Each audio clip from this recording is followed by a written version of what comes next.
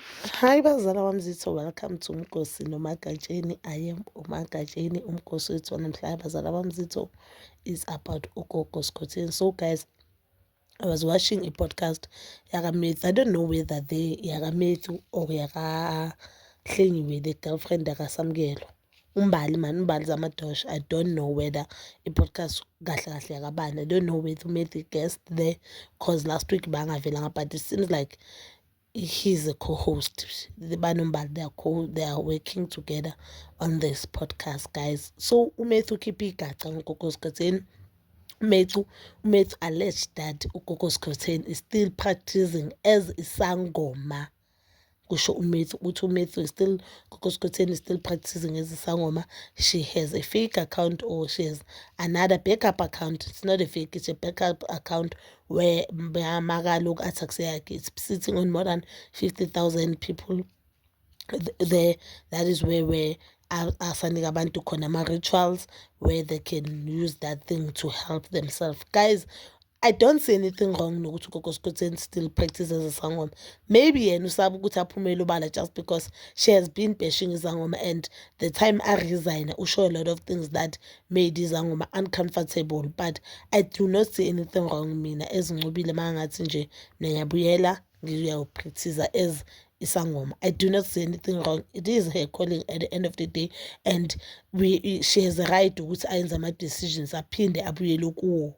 And if she feels like life and it feels like imfuna ukuthi asebenze, I do not see anything wrong. But uMathew akashongo le nto leyo cha ngoGogo Skhotheni. He also said uGogo Skhotheni uhlala ne-boyfriend yakhe, which is uMasterpiece. We know that uGogo Skhotheni noMasterpiece, they've been in a relationship for a while now, and uLiana is also addressing Masterpiece as ubaba, as you did. So it shows ukuthi relationship yabo seems like iqinile, and everyone knows about this, even though bona bangaposti ngayo, but ngathini i-private, but ayikho private yabo. Yile relationship, I think this relationship will work out because abantu bayazi but abayazi. We know of it, we don't know much about it, you understand, which I think is the best relationship to have. Kuthi abantu bazi Gogo Skhotheni join Masterpiece, but yabo nina ningayiconfirm mara ningafihlani, mara kube ngathi niyafihlani, kube nje ile situation leyo. But ke kuthi uGogo Skhotheni umuzi wakhe bowusha disable Masterpiece China, but they are staying together. Masterpiece China with business. uGogo Skhotheni indlu yasha. Kusho uMathew, guys. Kuthi who is telling uMathew indaba zaboGogo Skhotheni? I don't know, but uMathew uthi ama-sources wakhe amtshela ukuthi imuzi kaGogo Skhotheni uyewasha. Kushe i-bathroom, even nase-living room, and Gogo Skhotheni bathi beka-live akhala.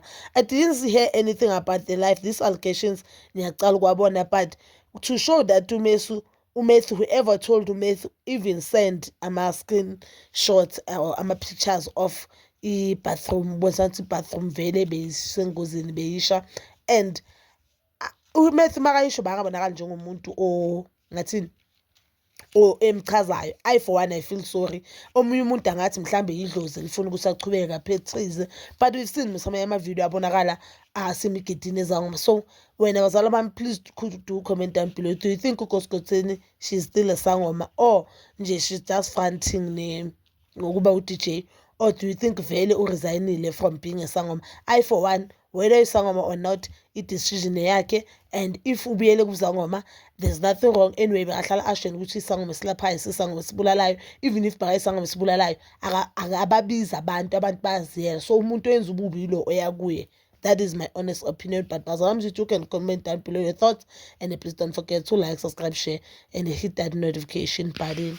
Nginithanda ukuya nokubuya.